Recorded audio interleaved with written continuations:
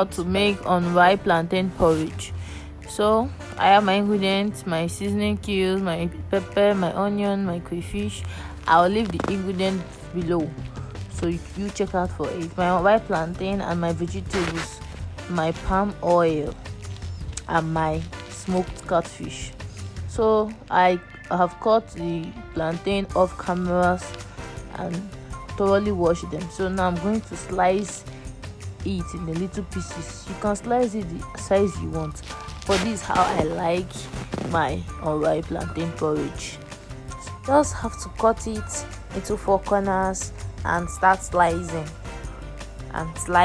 till I finish slicing all of them.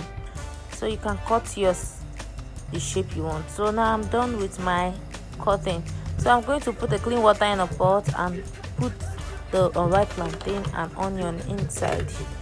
Then I on my gas so it will start cooking. Sorry for the break, guys. Hope you're enjoying the video. Please don't forget to like and subscribe. Thank you and I love you. Let's go back to the video. I'm going to wash my dried catfish, my smoked catfish, and I'll check on the plantain. I don't want it to be soft, to be over soft. That's why I reduced the water, but I'm not going to throw away the water because I might need it. So it is time for me to start putting my ingredients. I'll put the pepper, the seasoning cube, the salt, and my crayfish and my smoked fish, and I will stir. I will turn with my spoon. I just decided to use an iron spoon. If you have a turner or a rubber spoon, you can use. Not that we don't have it, I don't have it here, but I just feel like using this one. So you see the reason why I say you should not throw the water. I just poured a little of the water I removed from the pot.